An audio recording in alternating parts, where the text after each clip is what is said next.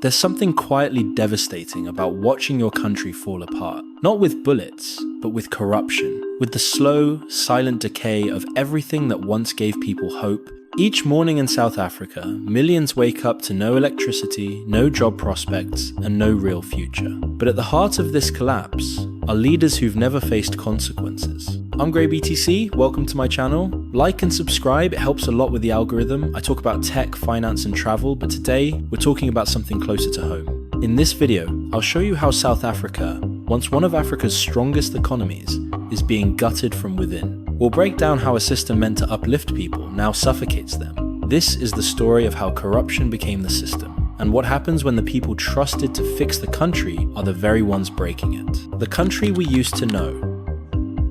South Africa wasn't always like this. There was a time, not long ago, when it stood tall as the pride of Africa, a land rich in gold, coal, platinum, and promise. After the fall of apartheid in the early 1990s, the country emerged from darkness into something rare, hopeful, united, and rebuilding. The world celebrated Nelson Mandela's presidency, and South Africans believed in a future built on equality, growth, and dignity. We called it the Rainbow Nation, a beacon that drew in people from Harare to Kinshasa, Nairobi to Lusaka. For many Africans, South Africa represented progress, a place to dream again. But that dream didn't last. Somewhere along the line, the promises became slogans. Zuma has violated the constitution. The ANC will have to withdraw Zuma. The leaders stopped delivering, and for over 2 decades, South Africans have been fed the same recycled speeches about jobs, development, and safety, while their streets grew darker, more dangerous, more desperate. And this wasn't just misfortune, it was a series of decisions, deliberate ones, made by a corrupt elite that drained the country of its future. Billions vanished in scandals like state capture, where the Gupta brothers allegedly controlled ministers, contracts, and even the president himself.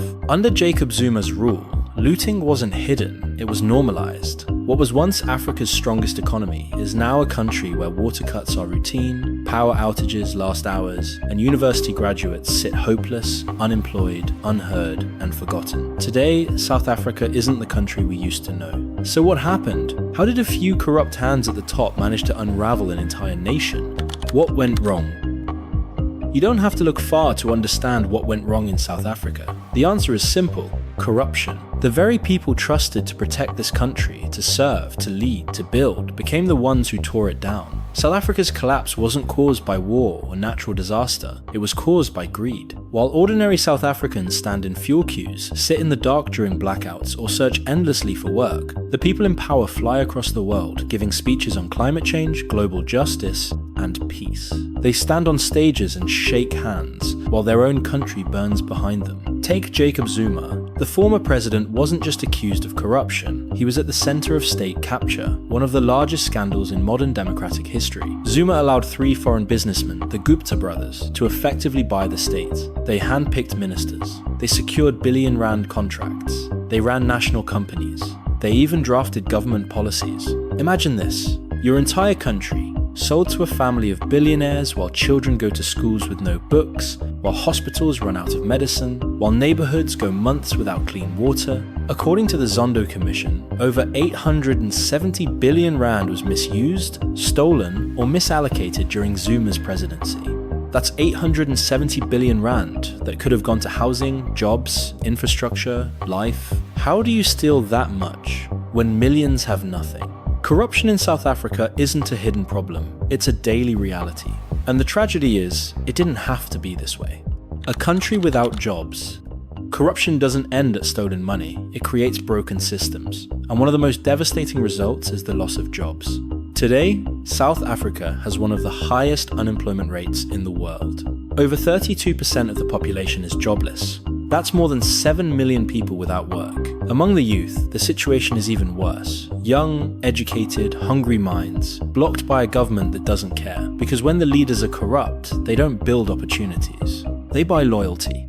Instead of hiring based on skill, they promote friends, families, and party loyalists, people with no training, no qualifications, and no vision. It's called cadre deployment, and it's been openly practiced by the ruling ANC for years. Jobs aren't earned, they're given. And the ones who lose out? The average South African.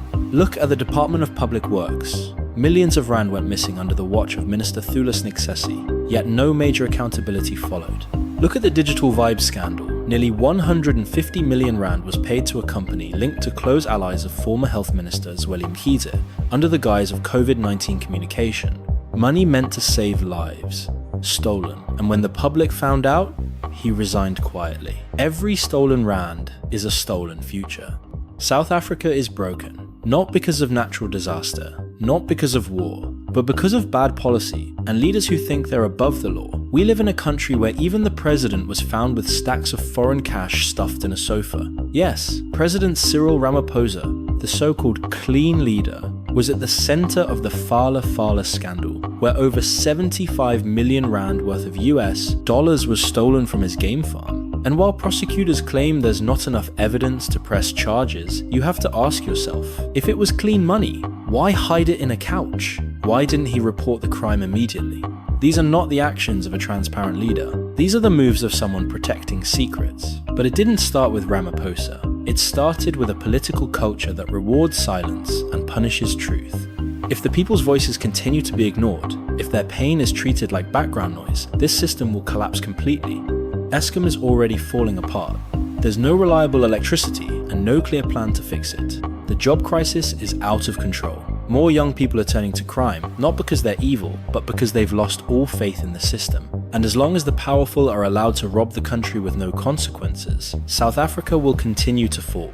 You've been watching Grey BTC. Like and subscribe, it helps a lot with the algorithm. To every South African trying to survive this collapse, you need to teach yourself financial literacy. I was just like you once. I made it out of the system, and I've built an entire course on how to make money online. Check it out and don't forget to watch my other finance videos right here on Crypto Hustle.